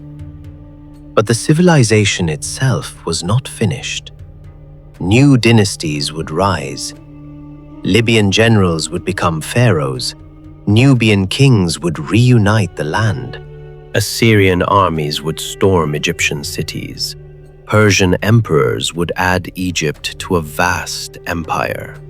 Greek rulers would build a new capital on the Mediterranean. And at the end of the long line of pharaohs, a queen named Cleopatra would fight to preserve her kingdom against the rising power of Rome. Egypt had lost its empire. Soon, it would have to fight for its independence. The new kingdom had ended, but Egypt was still alive. Its temples still received offerings. Its priests still spoke ancient prayers. Its farmers still waited for the Nile. Its scribes still copied words written centuries earlier. Yet political power had changed. The pharaoh no longer commanded an empire stretching deep into Nubia and across the Levant. Foreign wealth had declined. The army depended increasingly on soldiers and commanders of foreign origin. Regional rulers controlled their own territories. The unity of the two lands had become fragile once again. This period is known as the Third Intermediate Period. The name can make it sound like an empty space between greater ages. It was not empty. It was a complex world of rival dynasties, powerful priests, foreign families, religious change, and constant attempts to reunite the country. In the north, kings ruled from cities in the Nile Delta. At Thebes, the high priests of Amun controlled Upper Egypt. The priesthood had become so wealthy that it functioned almost like a state. The high priest commanded land, workers, officials, and soldiers. Royal power and religious power were no longer concentrated in one person. The division was not always open warfare. Families arranged marriages. Daughters of kings became gods' wives of Amun, powerful religious women who controlled wealth and influence at Thebes. Political balance was maintained through ritual as well as force. Many military leaders in Egypt had Libyan ancestry. For generations, groups from the Western Desert had entered Egypt as prisoners, migrants, mercenaries, and settlers. Their descendants adopted Egyptian language, religion, and royal traditions. Eventually, one of these families took the throne. Around 945 BC, Shoshenq I founded the 22nd dynasty. He ruled as an Egyptian pharaoh, honored Egyptian gods, and tried to restore central authority. Shoshenq also campaigned in the Levant. An inscription at Karnak records towns associated with his expedition. He is often identified with the biblical king Shishak, who attacked Jerusalem, although the exact historical connections remain debated. Under Shoshenq, Egypt briefly appeared stronger, but later Libyan dynasties divided the country again. Different kings ruled in different cities. Local chiefs controlled their own regions. The title of pharaoh could be claimed by more than one man at the same time. To the south, beyond Egypt's traditional frontier, another power was rising. This was the kingdom of Kush. Its rulers were based first at Napata, near the sacred mountain of Jebel Barkal. For centuries, Nubia had lived under Egyptian influence. Egyptian temples had been built there. Nubian elites had adopted elements of Egyptian writing, religion, kingship, and burial. But Nubia was never simply a copy of Egypt. It had its own cultures, traditions, languages, and political ambitions. When Egypt became divided, the rulers of Kush grew stronger. They worshipped Amun and presented themselves as protectors of the old religious order. The Kushite king Pie marched north into Egypt during the 8th century BC. His victory inscription describes a campaign against rival Egyptian rulers. Pie saw himself as a holy warrior restoring proper order. He demanded ritual purity from his soldiers. He honored temples. He accepted the surrender of local kings. After victory, he returned south rather than permanently settling in Egypt. But his successors completed the conquest. The Kushite rulers formed Egypt's 25th dynasty. They are sometimes called the Black Pharaohs. This term draws attention to their Nubian origin. But they were not outsiders with no connection to Egypt. They belonged to a world that had interacted with Egypt for more than 1,000 years. They revived old artistic styles, repaired temples, built pyramids in Nubia, and presented themselves as legitimate heirs to ancient kingship. One of the greatest Kushite pharaohs was Taharqa. He ruled Egypt and Kush during a dangerous time. To the northeast, the Assyrian Empire was expanding. Assyria possessed one of the most powerful armies the ancient Near East had ever seen. Its kings used iron weapons, siege engines, cavalry, mass deportation, and terror to destroy resistance. Egypt supported rebellions against Assyria in the Levant. The conflict became inevitable. Assyrian armies invaded Egypt. Taharqa fought them, but could not permanently stop them. Memphis was captured. Thebes was later sacked. The shock was enormous.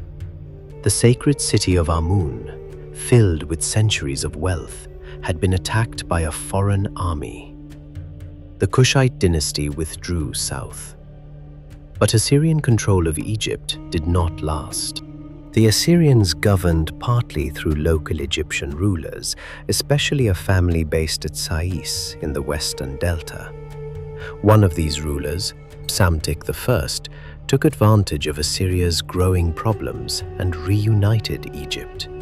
He founded the 26th dynasty, often called the Saite dynasty.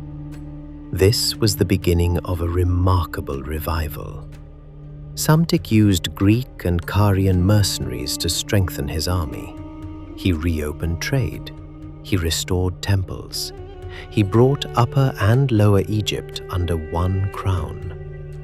The Saite kings looked back to the distant past for inspiration. Artists copied styles from the Old and Middle Kingdoms.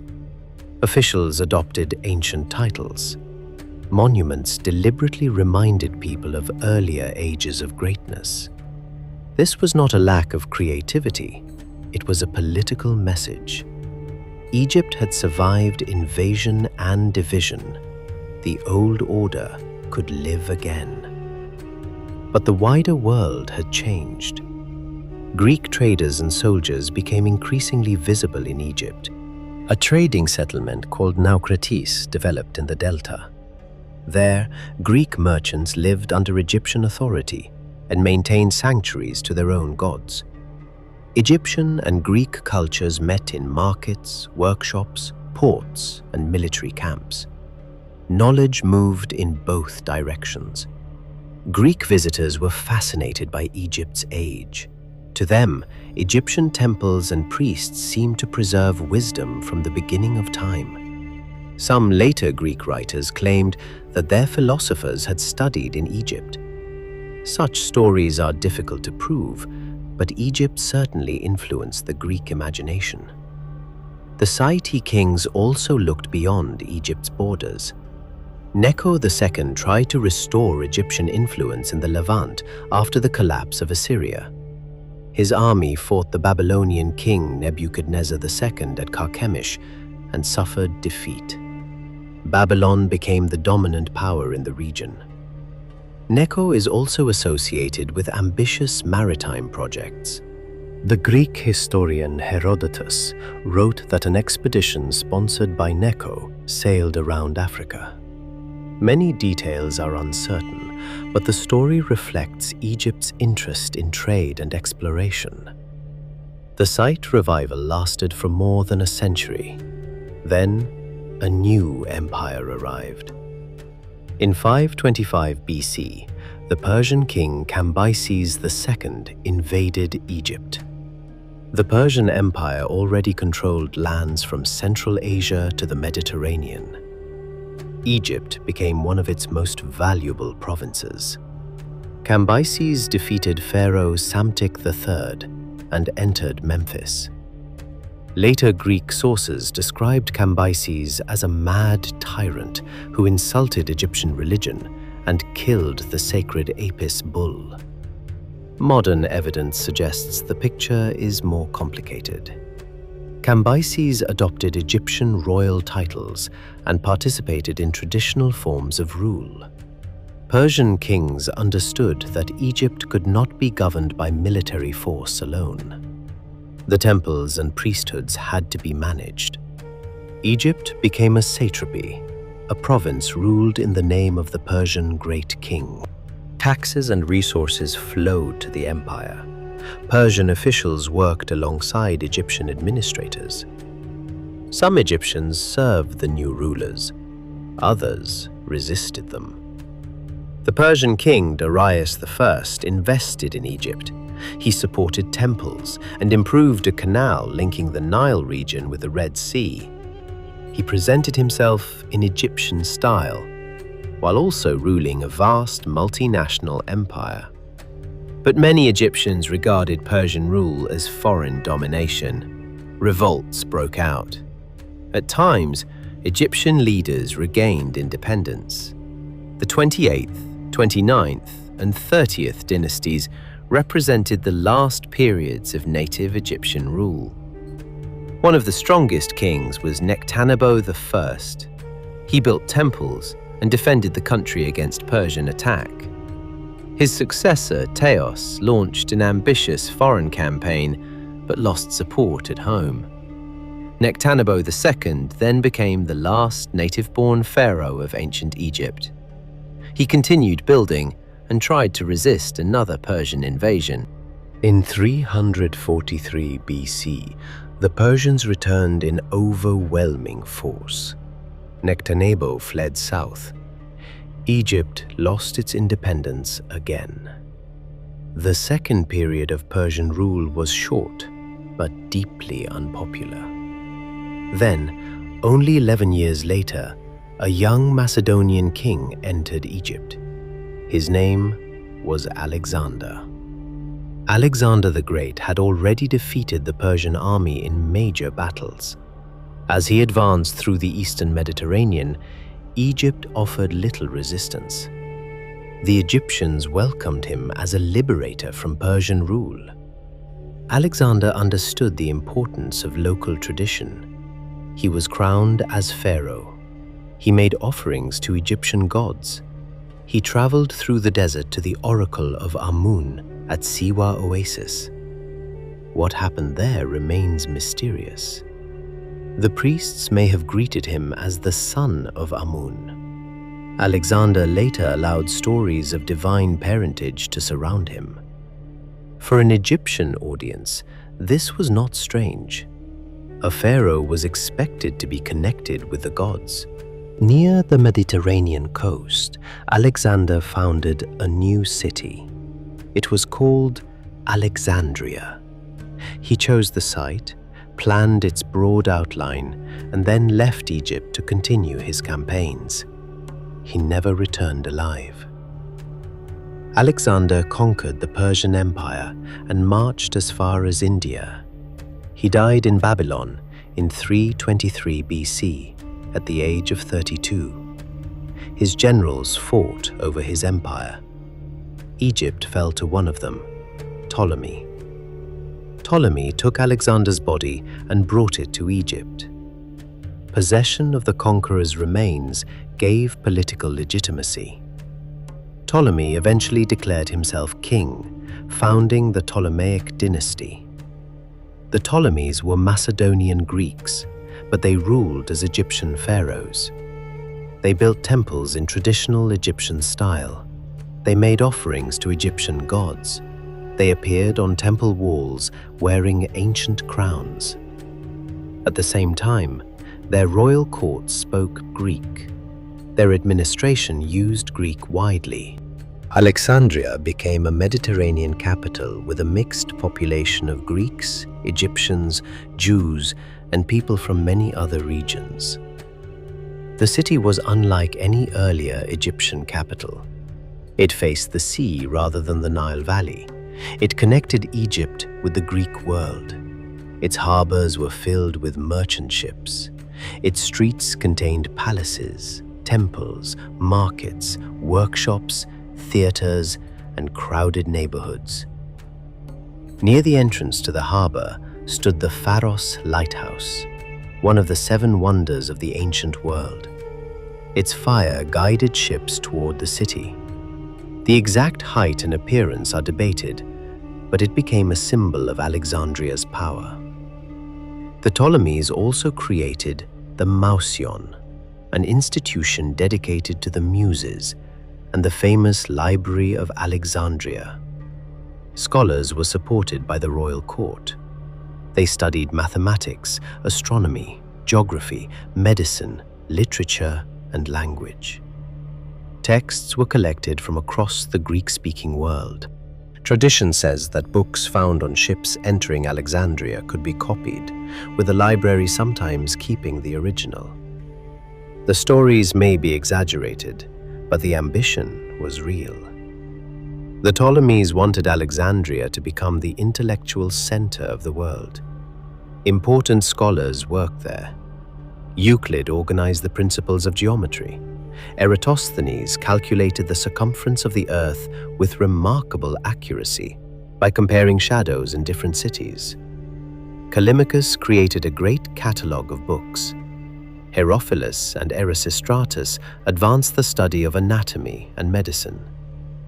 The library's destruction is often imagined as a single dramatic fire. In reality, its decline was probably gradual.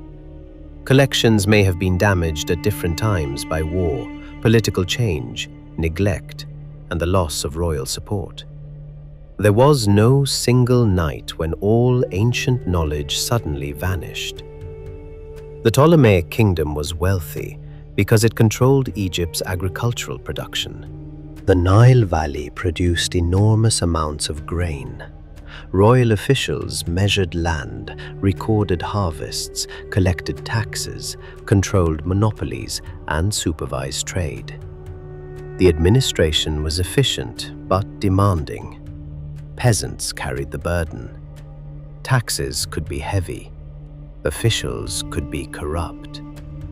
Rebellions broke out, especially in Upper Egypt. For periods of time, native Egyptian rulers established rival kingdoms in the south. The Ptolemies responded with force, negotiation, and religious patronage. They built or expanded some of the best-preserved temples in Egypt, including those at Edfu, Dendera, Kom Ombo, and Philae. These temples look completely Egyptian. Their walls are covered with hieroglyphs. Their rituals continue ancient traditions. Yet many were built under Greek-speaking kings.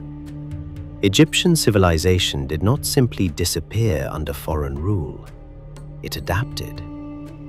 The Ptolemies created a god called Serapis, combining elements associated with Egyptian and Greek religion. The cult was meant to appeal across cultural boundaries, but society remained divided in many ways. Greeks often enjoyed legal and economic advantages. Egyptians maintained their own communities, temples, and traditions. Intermarriage and cultural exchange occurred, but inequality remained. The royal family itself became famous for luxury, intelligence, ambition, and violence. The Ptolemies often married brothers to sisters, partly following an ideal associated with Egyptian divine kingship, and partly to keep royal blood within the dynasty. These marriages produced court rivalries of extraordinary brutality. Kings, queens, brothers, sisters, mothers, and children competed for power. Relatives were imprisoned, exiled, or murdered. A royal palace could become more dangerous than a battlefield. Over time, the kingdom weakened. Rome was rising. By in the 1st century Mediterranean. BC, Ptolemaic first, kings Rome borrowed appeared as money an from ally Roman and politicians, mediator, and Then depended it on became the Roman power support. that decided who could sit Into on the this Egyptian dangerous throne. world was born Cleopatra VII. Cleopatra became queen in 51 BC. She was probably about 18 years old. Unlike many members of her dynasty, she learned the Egyptian language. Ancient sources also describe her as highly educated and skilled in several languages. Her power did not come from beauty alone, despite later legends. It came from intelligence, presence, political calculation, and the ability to understand people. Cleopatra first ruled with her younger brother Ptolemy XIII. The relationship quickly collapsed. Court officials supported the brother. Cleopatra was forced to leave Alexandria. Then Rome's civil war arrived in Egypt. The Roman general Pompey fled to Egypt after being defeated by Julius Caesar. Advisors to Ptolemy XIII had Pompey murdered, hoping to please Caesar. They were wrong. When Caesar arrived, he was horrified, or politically offended, by the killing of a Roman leader. He decided to settle the dispute between Cleopatra and her brother. Cleopatra needed to reach Caesar without being captured. According to the famous story, she was secretly carried into his quarters wrapped in bedding or a sack. The detail may have been dramatized, but the meeting changed history. Caesar supported her claim. War broke out in Alexandria. Ptolemy XIII died, apparently drowning in the Nile. Cleopatra regained the throne and ruled with another younger brother, Ptolemy XIV. She and Caesar became lovers. They had a son named Caesarion, Little Caesar. Caesar never officially made the boy his Roman heir, but Cleopatra presented him as the son of the world's most powerful man. She visited Rome and stayed there until Caesar's assassination in 44 BC. After returning to Egypt, Cleopatra removed Ptolemy XIV and made Caesarion her co-ruler. Rome then fell into another civil war. Mark Antony, one of Caesar's former commanders, controlled the eastern Roman territories. He summoned Cleopatra to meet him at Tarsus. She arrived in magnificent style, presenting herself as a living goddess. Their political alliance became a love affair. Antony needed Egypt's wealth, Cleopatra needed Roman protection, and hoped to restore territories once controlled by the Ptolemies. They had children together. For a time, their partnership seemed powerful. Antony granted lands and titles to Cleopatra and her children in a ceremony known as the Donations of Alexandria. In Rome, his rival Octavian used this against him. Octavian claimed that Antony had betrayed Rome, fallen under the control of a foreign queen, and planned to move power to Alexandria. The propaganda was effective. The final conflict came in 31 BC at the Battle of Actium. The fleets of Antony and Cleopatra faced Octavian's forces off the coast of Greece. The battle ended in disaster for the Egyptian alliance. Cleopatra's ships broke away. Antony followed. Why they withdrew remains debated. Perhaps it was a planned attempt to preserve the treasury and escape. Perhaps the battle had already been lost. Whatever the reason, Octavian won. The next year he invaded Egypt. Antony received false news that Cleopatra was dead and stabbed himself. Mortally wounded, he was taken to her and died. Cleopatra tried to negotiate with Octavian. She wanted to preserve the throne for her children. Octavian intended to take her to Rome as a captive for his triumph. Cleopatra refused to become a living symbol of his victory. In 30 BC, she took her own life. The traditional story says that she was bitten by an asp hidden in a basket of figs. The exact method is uncertain. Poison may have been used. What mattered was that Cleopatra controlled the final scene. She died as a queen rather than walk in chains. Octavian ordered the execution of Caesarion. Too many Caesars, he reportedly said, were not good. Cleopatra's children by Antony were taken to Rome and raised by Antony's former wife, Octavia. Egypt became a Roman province. The line of Ptolemaic pharaohs had ended. More than 3,000 years after the unification of Egypt, independent pharaonic kingship was over. Under Rome, Egypt remained enormously valuable. Its grain helped feed the city of Rome. The emperor controlled the province closely.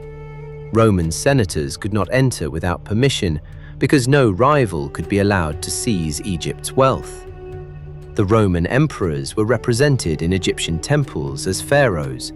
They wore ancient crowns in carved reliefs and made offerings to the gods. But most emperors never visited the country. The old forms continued, while real power lay far away. Alexandria remained a great center of trade and scholarship. It was also a city of tension. Greek, Jewish, Egyptian, and Roman communities sometimes clashed. Religious and political violence could erupt in the streets. Egyptian temples continued to function. Priests performed rituals. Hieroglyphs were still carved, but the ancient religious world slowly weakened. A new faith was spreading.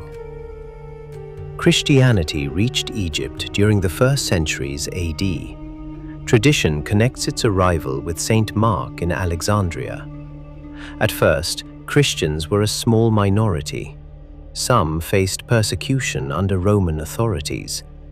Martyrdom became a powerful part of Egyptian Christian memory. The Egyptian church later used the beginning of Emperor Diocletian's reign as the starting point of its era of the martyrs. Christianity grew among Greek and Egyptian speakers. Scriptures and religious texts were translated into Coptic, the final stage of the ancient Egyptian language, written mainly with Greek letters. Coptic preserved the language of the pharaohs in a new form. Egypt also became the birthplace of Christian monasticism. Men and women withdrew into the desert to seek a life of prayer, discipline, and spiritual struggle. Anthony the Great became a model of the solitary monk. Pachomius organized communities where monks lived and worked together under rules. The Egyptian desert filled with monasteries. People traveled from across the Christian world to learn from Egyptian ascetics. When the Roman Empire adopted Christianity, the balance of power changed. Temples lost official support. Traditional cults declined. Some temples were closed or converted into churches. Conflicts occurred between Christians and followers of the old religions. In Alexandria, religious tension combined with politics and social rivalry. In 391 AD, the Serapeum, a major temple of Serapis, was destroyed after conflict. In 415, the philosopher Hypatia was murdered by a Christian mob. She was a respected teacher of mathematics and philosophy. Her death became a lasting symbol of Alexandria's violent religious divisions. The last known dated hieroglyphic inscription was carved at Philae in 394 AD. A later Demotic inscription dates to 452. The ability to read the sacred writing gradually disappeared. The temples fell silent. The gods whose names had been spoken for thousands of years no longer received daily offerings. Egypt became part of the Eastern Roman or Byzantine Empire. Its Christian population developed distinctive traditions. The Coptic Church became one of the oldest Christian institutions in the world. But theological disputes divided Christians. The Council of Chalcedon in 451 produced a lasting conflict between the imperial church and many Egyptian Christians. Religion became connected with resistance to imperial control. Heavy taxation and political tension weakened Byzantine authority. Then, in the 7th century, a new power emerged from Arabia. After the rise of Islam, Arab armies defeated both the Byzantine and Persian empires in a series of astonishing campaigns. In 639, the commander Amr bin al-As invaded Egypt. The Byzantine defenses were weakened. After fighting and negotiation, the Arabs captured the fortress of Babylon near modern Cairo and then took Alexandria. Egypt became part of the Islamic world. The conquest did not immediately transform the population. Most Egyptians remained Christian for centuries. Arabic gradually spread through administration, trade, and daily life. Islam also spread slowly. Conversion occurred for religious, social, economic, and political reasons. Coptic remained in use, especially within the church, but Arabic eventually became the main spoken language. A new city called Fastat grew near the old fortress of Babylon. It became the administrative center of Muslim Egypt. Successive caliphates ruled the country. The Umayyads governed from Damascus. The Abbasids ruled from Baghdad. Egypt's grain, taxes, and strategic position remained valuable. But distance from the imperial capitals also allowed local rulers to gain independence. The Tulunid dynasty in the 9th century created a powerful, semi-independent state. Its founder, Ahmad ibn Tulun, built a great mosque that still stands in Cairo. Later, the Ikhshidids controlled Egypt.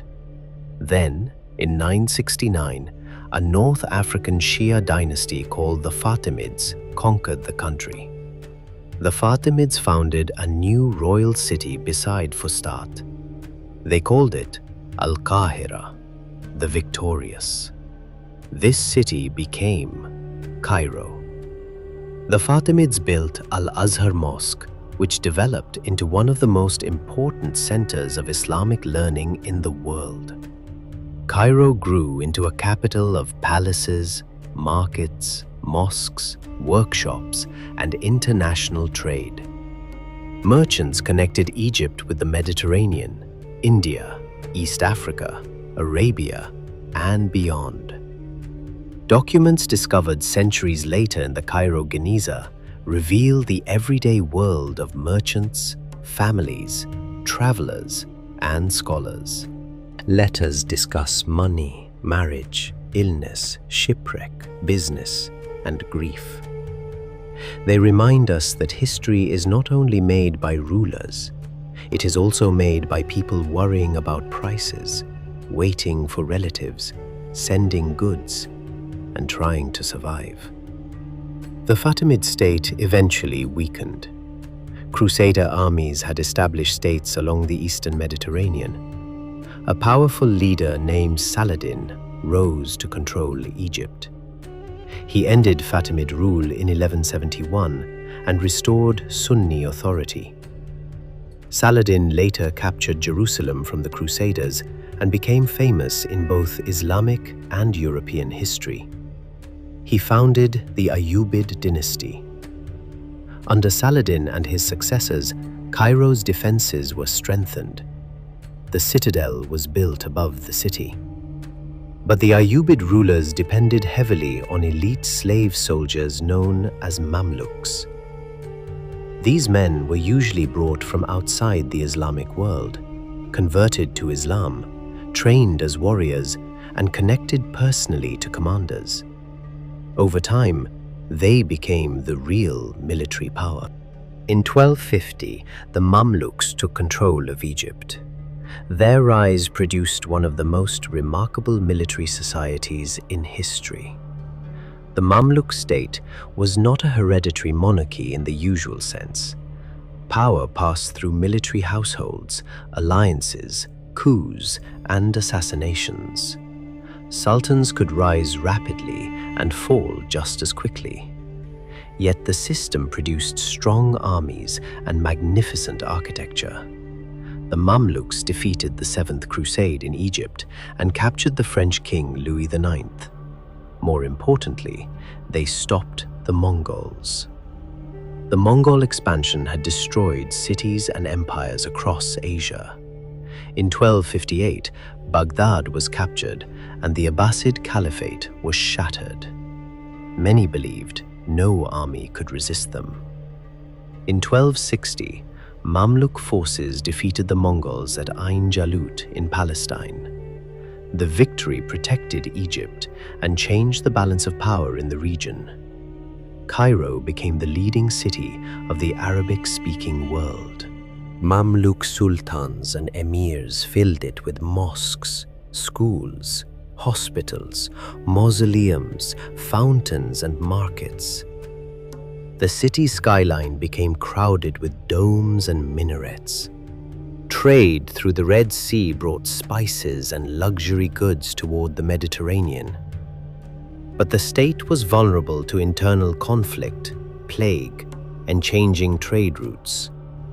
The Black Death reached Egypt in the 14th century and returned in repeated waves. Entire communities suffered. Labor became scarce. Agriculture and tax systems were damaged. In the late 15th century, Portuguese sailors opened a sea route around Africa to India. This weakened Egypt's role in the spice trade. At the same time, the Ottoman Empire was expanding. In 1517, Ottoman Sultan Selim I defeated the Mamluks and conquered Egypt. Egypt became an Ottoman province. The Mamluk elite did not disappear. Many remained influential as landowners, soldiers, and local rulers. Ottoman governors represented the Sultan, but power was divided among military factions, administrators, scholars, merchants, and Mamluk households. For centuries, Egypt remained formally part of the Ottoman Empire, while developing its own local balance of power. European interest in Egypt increased. Merchants sought trade, travelers described the pyramids, collectors removed ancient objects. Then, in 1798, Napoleon Bonaparte invaded Egypt. His goal was to weaken Britain by threatening routes toward India and to create a French empire in the eastern Mediterranean. French forces defeated Mamluk armies near the pyramids. Napoleon presented himself as a friend of Islam and an enemy of tyranny. But the invasion was still foreign occupation. Egyptians resisted. Revolts broke out in Cairo. The British destroyed the French fleet at the Battle of the Nile, trapping the army. Napoleon eventually left for France. The French expedition failed politically, but it had an enormous intellectual impact. Napoleon brought scholars, engineers, artists, and scientists. They studied Egypt's plants, animals, geography, monuments, and society. Their work produced the monumental Description de l'Égypte. During the campaign, French soldiers found the Rosetta Stone. The stone contained the same decree in hieroglyphic, Demotic, and Greek scripts. After the French defeat, it passed into British hands. In 1822, Jean-François Champollion announced the breakthrough that allowed hieroglyphs to be read. He understood that the signs could represent sounds, as well as ideas. The silent temples began to speak again.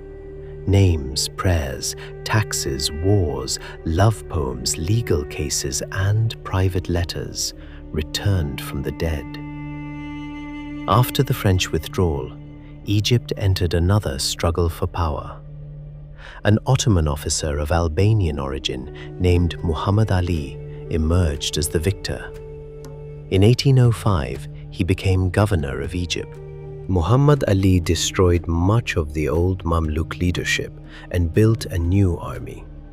He reorganized agriculture, taxation, industry, and education.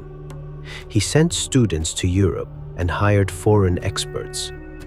His armies conquered Sudan, fought in Arabia, and nearly defeated the Ottoman Empire itself.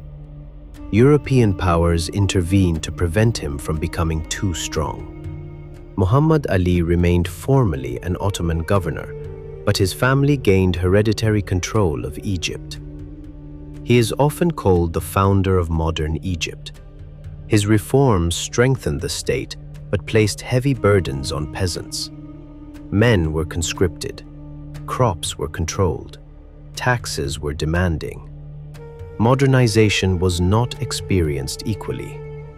Under Muhammad Ali's descendants, Egypt became increasingly connected to European finance and trade. Cotton became especially important. During the American Civil War, Egyptian cotton prices rose dramatically. The ruler Ismail Pasha wanted to transform Cairo into a modern imperial capital, with boulevards, theaters, gardens, and European-style buildings. He supported the construction of the Suez Canal. The canal opened in 1869 and connected the Mediterranean with the Red Sea. It changed global trade by shortening the route between Europe and Asia. But Egypt's modernization was financed through enormous foreign loans. Debt grew beyond control. European governments took increasing authority over Egyptian finances. In 1882, Britain invaded Egypt after a nationalist movement led by Ahmed Urabi challenged the ruler and European influence. The British claimed their occupation would be temporary. It lasted for decades.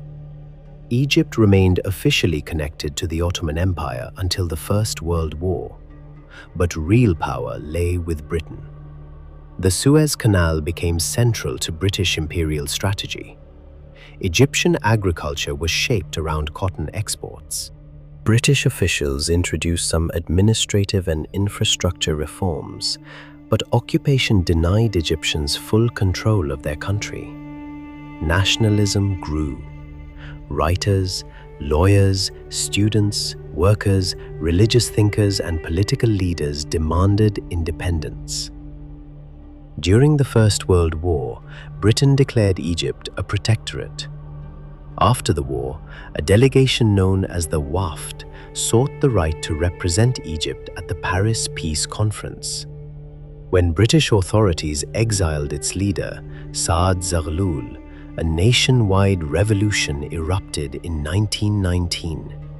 Students demonstrated, railway lines were cut, workers went on strike, women marched publicly in protest. Muslims and Christians used symbols of national unity. The uprising forced Britain to change its policy. In 1922, Britain declared Egypt independent. But the independence was limited. Britain retained influence over defense, foreign affairs, the canal, and Sudan. A monarchy was established under King Fuad I. Political life became a struggle among the palace, the Wafd, British authorities, and other movements. Egyptian culture flourished. Cairo became a center of Arabic cinema, music, journalism, and literature. Kulthum's voice reached millions. Writers debated identity, modernity, religion, and freedom. Archaeology also captured global attention after the discovery of Tutankhamun's tomb. yet poverty remained severe. Large landowners controlled much of the countryside. Many peasants owned little or no land. The monarchy was increasingly viewed as corrupt and dependent on foreign power. The Second World War made Egypt strategically vital again. British forces used the country as a base against Axis armies in North Africa. In 1942, British troops surrounded the royal palace and forced King Farouk to appoint a government acceptable to them.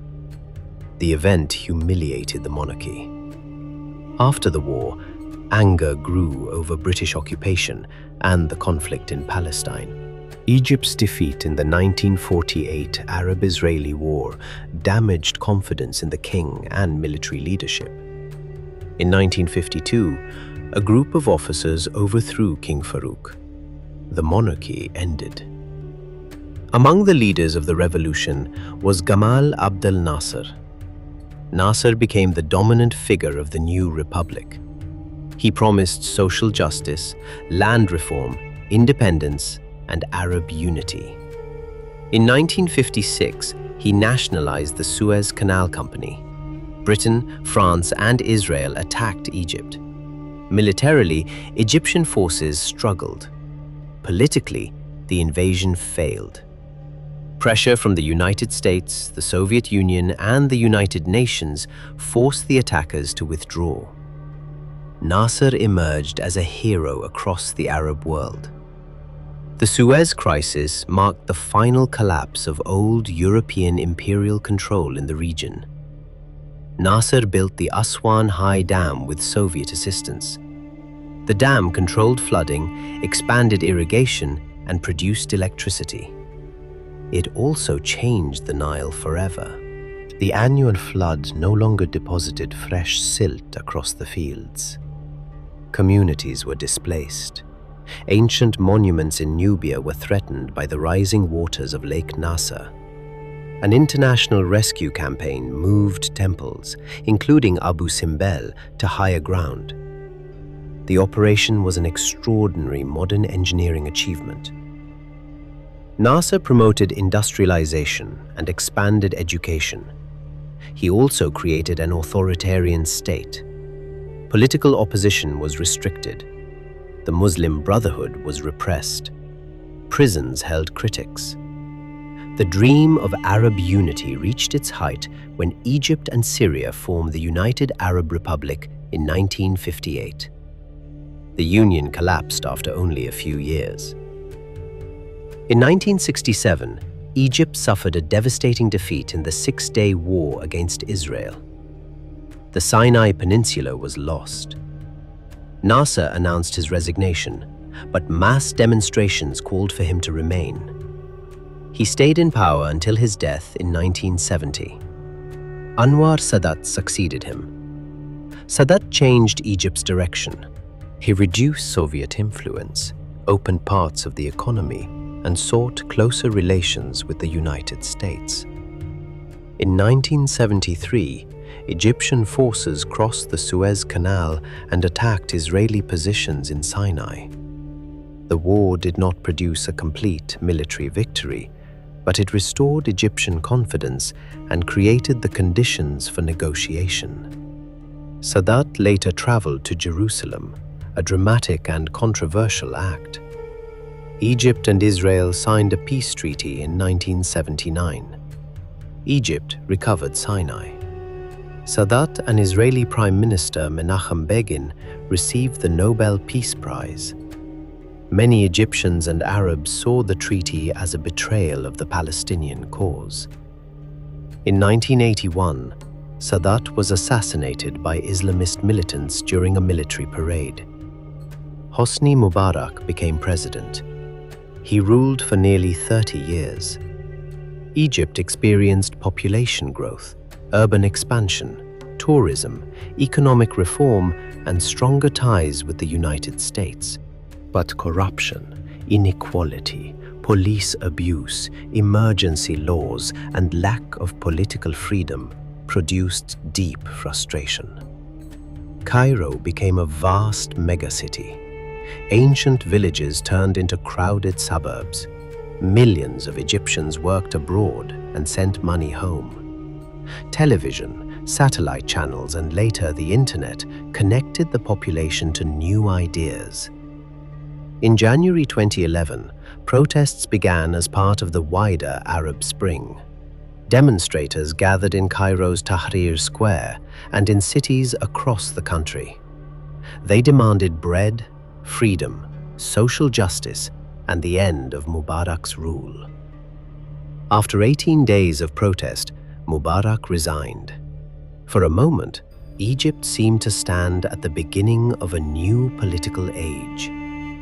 Elections brought Mohammed Morsi of the Muslim Brotherhood to the presidency in 2012. His rule quickly became divisive. Supporters argued that he was Egypt's first democratically elected civilian president. Opponents accused him and the Brotherhood of concentrating power and failing to govern inclusively. Mass protests erupted in 2013. The military removed Morsi. The defense minister, Abdel Fattah el-Sisi, later became president. The new government restored a highly centralized political system. Supporters emphasized stability, security, infrastructure, and state power. Critics pointed to repression, imprisonment of opponents, restrictions on media, and human rights abuses. Modern Egypt continues to face enormous challenges. Its population has grown beyond 100 million. Most people still live close to the Nile, just as their ancestors did. Cairo continues to expand. Water security, employment, housing, education, inflation, and environmental pressure shape daily life. The Nile remains essential, but control of its waters is now part of international disputes, especially because of major projects upstream in Ethiopia. Tourism brings income, but can be damaged by political instability, global crises, or security fears. Archaeologists continue to make discoveries.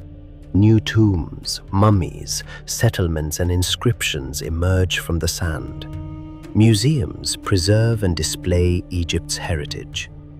At the same time, debates continue over who owns the past. Egypt has called for the return of famous objects held abroad, including the Rosetta Stone and the bust of Nefertiti. The argument is not only about art, it is about colonialism, identity, and the right of a nation to control its own history. The story of Egypt is often told as the story of pharaohs, but Egypt has never belonged only to kings. It belonged to the workers who dragged stones at Giza. It belonged to the farmers who watched the Nile rise. It belonged to the craftsmen who painted royal tombs and then went on strike when they were not paid. It belonged to the priests who preserved rituals, the soldiers who defended borders, the merchants who crossed seas, and the mothers who buried children with small protective amulets. It belonged to Greek scholars in Alexandria, Coptic monks in the desert, Arab builders in Cairo, Mamluk warriors, Ottoman officials, nationalist protesters, singers, students, and millions of ordinary families. Across 5,000 years, rulers repeatedly claimed that they had restored order. Narmer united the two lands. Mentuhotep ended civil war. Ahmose expelled the Hyksos. Horemheb erased Akhenaten's revolution. Pi came from Nubia as a defender of Amun. Alexander entered as a liberator. The Ptolemies presented themselves as pharaohs. Roman emperors carved their images on temple walls. Muslim dynasties founded new capitals. Muhammad Ali built a modern army. Nasser promised national independence. Each age believed it was beginning again. Yet beneath these changes, certain patterns remained. Egypt was shaped by the tension between unity and division, between the Nile Valley and the outside world, between local tradition and foreign power. between sacred memory and political ambition. The pyramids survived because stone can outlast governments. But Egypt survived because its people adapted. They changed languages, they changed religions, they changed rulers. They absorbed foreign cultures and transformed them. They carried old traditions into new worlds. The ancient Egyptian language did not vanish completely. It lived on in Coptic prayers. The ancient capital of Memphis disappeared, but Cairo rose nearby. The temples lost their gods, but their columns remained. The kings were forgotten, then rediscovered. Hieroglyphs became silent, then spoke again. Today, visitors stand before the Great Pyramid and ask the same question people have asked for centuries. How could human beings create something so enormous? But perhaps the greater wonder is not the pyramid. Perhaps it is the civilization that repeatedly rebuilt itself after collapse. Egypt endured the fall of dynasties, foreign conquest, religious revolution, plague, colonial occupation, war, and political upheaval. Its history is not a straight line from glory to decline. It is a cycle of destruction, survival, memory, and renewal. And that is why the history of Egypt still feels alive. It is not only the story of a vanished civilization, it is the story of a country that has changed again and again while remaining connected to the same river, the same land, and the same extraordinary memory. From Narmer to Cleopatra, from the temples of Karnak to the streets of Cairo, Egypt has never stopped becoming something new. And even now, beneath the modern cities and beyond the desert winds, the ancient world is still waiting to be discovered.